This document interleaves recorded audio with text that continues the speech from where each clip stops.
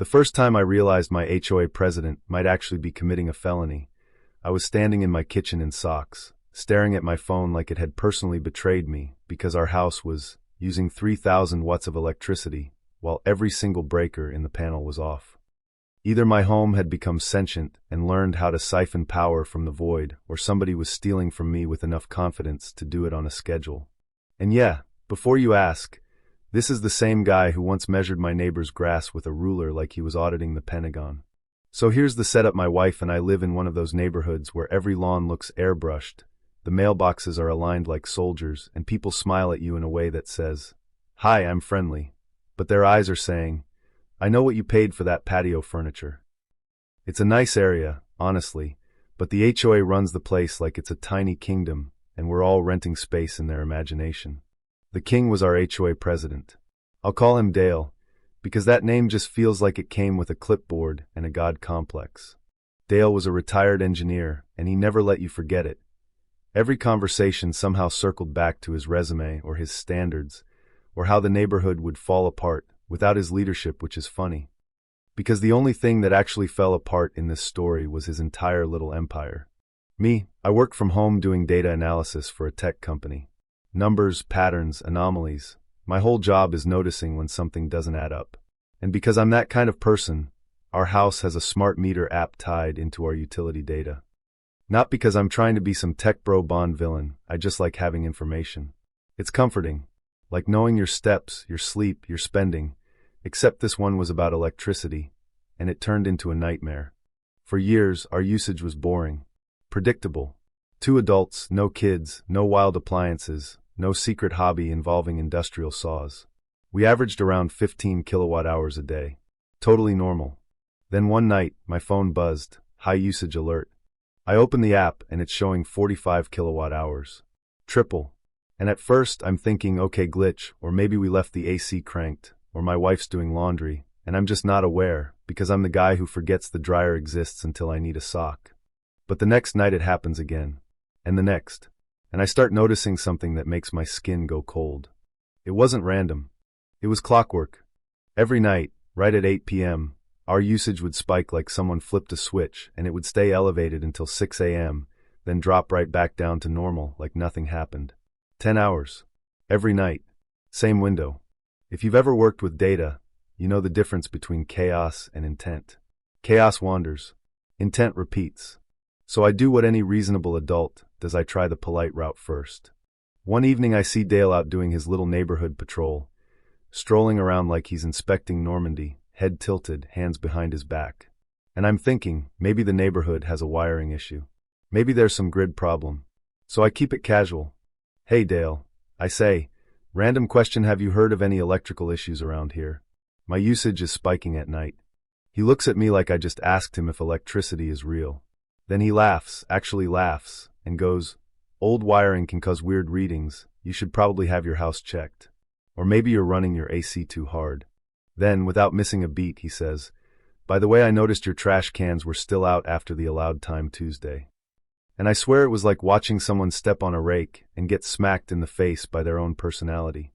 That's the moment I stopped thinking wiring issue and started thinking somebody's doing this. So that night, I test the simplest truth. At 9 p.m., I walk to our breaker panel and I flip the master switch. Whole house goes dark. No lights. No fridge hum. No air. Nothing. We're sitting in the living room like we're reenacting Little House on the Prairie, and I open my phone. The meter still shows power draw. Active. 3,000 watts. 3,000. That's not a phantom reading. That's not a maybe the app is quirky. That's the equivalent of running a space heater and a bunch of equipment at the same time, while my entire house is dead. My wife is staring at me, and I'm staring at the phone, and neither of us is saying anything, because the truth is louder than words. Someone was pulling power off our line, and they weren't even being subtle. The next day I go hunting quietly. I follow the conduit lines, look around the exterior outlets, think like someone trying to hide something, but not too hard because they believe they're untouchable. Our property shares a fence line with Dale's house. Along that fence is this thick hedge row the HOA loves to call community landscaping, which is a fancy way of saying a green wall nobody checks. I push into it, branches scratching my arms, leaves dumping cold dew down my neck. And that's when I see it. A heavy-duty, weatherproof extension cord. Not the flimsy orange one you buy at a gas station. Professional grade. Thick. Expensive. And it's spliced straight into our exterior 240-volt outlet, the kind meant for an RV hookup or a hot tub. We'd never used it. It came with the house. The splice was clean. Proper connectors. Done like someone who knew exactly what they were doing. And then the cord disappears under the fence into Dale's yard. I just stood there for a second, breathing hard, listening to the hedges rustle in the wind, and feeling this weird mix of anger and almost admiration. Like the audacity was so strong it had its own gravity. But I didn't touch it yet. Not unplugging, not yanking, not smashing anything. Because if you've ever dealt with a bully in a position of authority, you learn fast that they don't fear, he said, she said. They fear evidence. So I take photos, close-ups, wide shots, timestamps, everything. Then, for round 2, I go right to Dale's front door. He opens with this big smile like we're buddies. Like he didn't just quietly rob me every night for months, maybe years. I keep my voice calm and friendly. Hey Dale, weird question. I'm trying to track down some electrical interference. Mind if I check along your side of the fence? Just to make sure nothing's crossing over. And his smile dies so fast it's almost impressive. His eyes narrow and he goes, "This is private property. I don't appreciate harassment." Then, because Dale can't help himself, he starts quoting HOA bylaws about respecting board member privacy, and says if I keep bothering him, he'll fine me for harassment of HOA officials. Harassment, while he is literally plugged into my house. I walk back home feeling my heartbeat in my ears, and my wife is furious in that very specific way spouses get when someone messes with the household. Like, not just anger, protective rage. That I will burn this neighborhood down politely kind. And that's when I decide fine. If he wants to play games, I can play games. I order a variable power controller online. It's a device that lets you regulate voltage and wattage on a circuit. People use them to dim lights, control fans, normal stuff. But I'm not using it for ambience. I install it in line with that outdoor outlet, where the splice is feeding Dale's cord.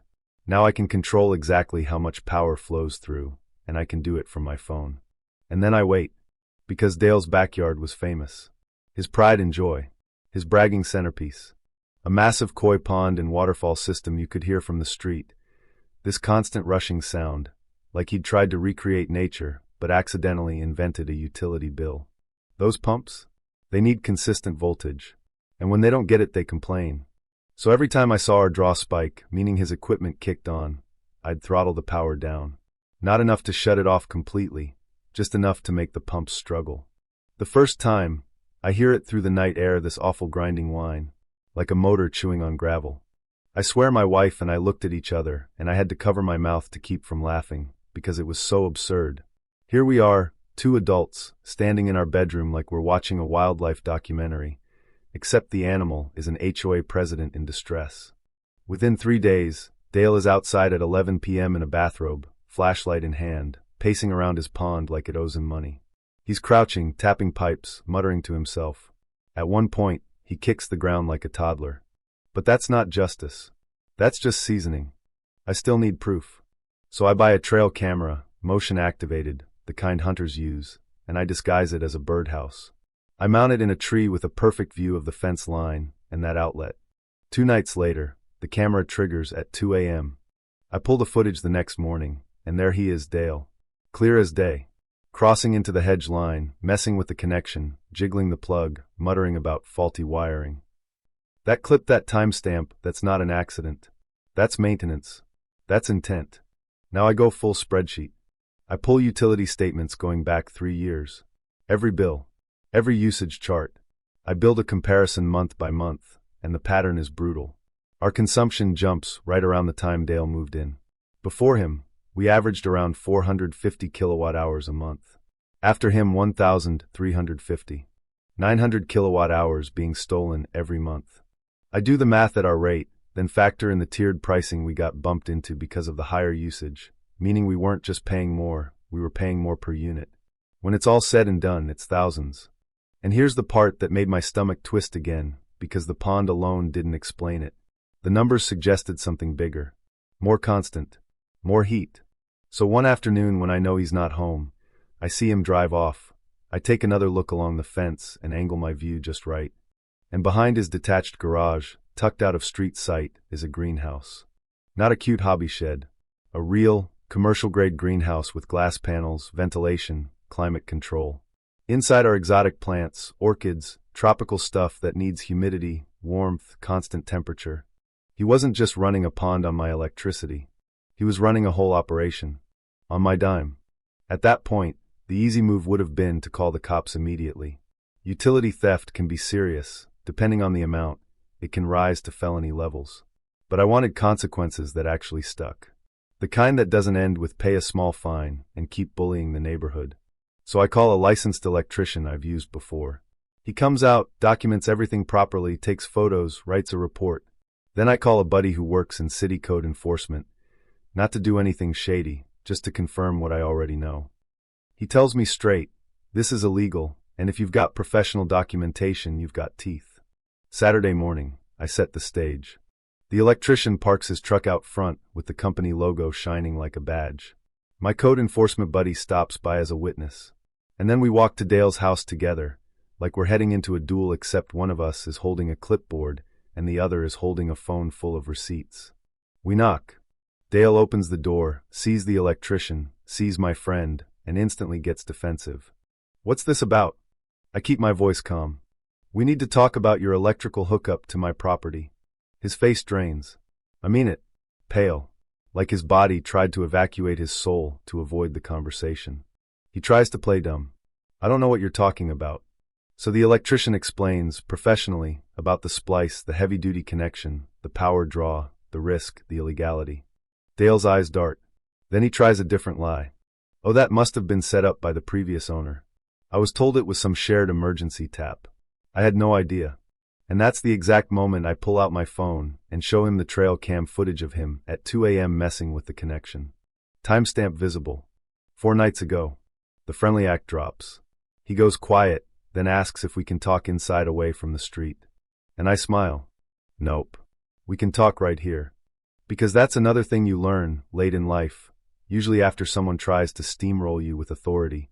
Silence and privacy protect the wrong people. Sunlight protects the right ones. I show him my spreadsheet. 3 years of bills. The usage spikes. The estimated cost. The tiered rate damage. Everything. He starts negotiating like we're haggling at a flea market. I'll pay you back. I can write a check. No need to involve anyone. And I look him in the eye and say, you've been stealing from me for 3 years while threatening me with HOA fines over trash cans. I'm not interested in no harm, no foul. Then I lay it out. Either he resigns from the HOA immediately, today, and compensates me at triple the stolen amount to cover damage, where rate tier impact, and the sheer time it took to prove this, or I file a police report before the end of business day, and hand them the electrician's report, the footage, and the billing history. My buddy from code enforcement doesn't even have to speak. He just stands there like a human exclamation point. Dale tries to call it extortion. Says the number is excessive. I tell him, legal fees and a felony charge are excessive. This is you buying the cheapest exit ramp you're ever going to see. He goes inside shaking, comes back with a check, not the full amount, but a big chunk. He promises the rest within a week. And then, right there on his phone, he writes a resignation email to the board, citing health reasons, effective immediately. The electrician disconnects the splice and removes the cord. I keep the cord. Evidence has a way of becoming important again when you least expect it. And you'd think that's where it ends, right? Bad guy caught, pays up, resigns, goodbye. Nope. Here's the twist. The part that made the whole neighborhood sit up and go, wait, what? About a month later, the new HOA president, a reasonable woman a few houses over, calls me. She says the board is doing a financial audit because Dale's resignation was so sudden, and they found irregularities. $15,000 in HOA funds, money earmarked for neighborhood landscaping, spent on plants and materials with no record of improvements anywhere. And Dale had been approving his own reimbursements. He didn't just steal my electricity to run his greenhouse. He stocked that greenhouse with everyone's HOA dues. That's when the board gets lawyers involved. Complaints filed. Investigations. Meetings where people who used to argue about fence paint are suddenly learning words like embezzlement and liability. I hear through the grapevine that Dale ends up settling with the HOA for around 20 grand to avoid bigger charges, and he has to take out a loan against his house. Between paying me, paying the HOA, and paying attorneys, the man gets financially flattened. The greenhouse comes down. The koi pond waterfall, which used to roar like a flex, goes silent. Turns out it's easy to win awards when you're not paying your own electric bill. 6 months after this started, a for sale sign pops up in his yard. Gone. New owners fill in the pond, plant regular grass, like they're erasing a bad memory. The backyard that used to sound like a luxury resort is quiet. Just wind, birds, the normal boring peace we were promised when we moved in. And I'll be honest, every time I walk past that house, I think about how this all happened because of one simple thing. Dale didn't ask. If he'd come over like a normal neighbor and said, "Hey, can I temporarily tap power for a project?" I probably would have helped. That's what people do when they still remember we're supposed to live alongside each other, not on top of each other. But he didn't ask. He took. And he took while acting like he was the moral authority of the street, lecturing people about community standards, measuring grass, threatening fines, because power does this weird thing to people. It convinces them the rules are for everyone else. It turns a regular man into a little dictator with a ruler and a pond. The lesson I got out of it, quietly, painfully, is that the law doesn't always protect you automatically. It's not some magical force field. A lot of the time, it's a tool, and the person who wins is the person who documents, who stays calm, who plays the long game, who turns emotion into evidence. Because outrage feels good for about 10 minutes, evidence lasts forever. So yeah, my electricity bill dropped back to normal. We upgraded our panel, added surge protection, tightened up monitoring. Not because I'm paranoid, because data is useful. Patterns tell stories, and sometimes those stories end with karma doing its job, wearing work boots. Now here's what I want to know, and I'm genuinely curious, where's the line for you? If someone in authority is stealing from you and hiding behind their position, do you handle it quietly through the legal system, or do you believe they deserve a little bit of the fear and humiliation they've been handing out to everyone else? Drop your take in the comments, tell me what you would have done, and if you've ever had a run-in with an HOA, a power-tripping neighbor, or anyone who thought rules were optional when it benefited them, I want to hear those stories too.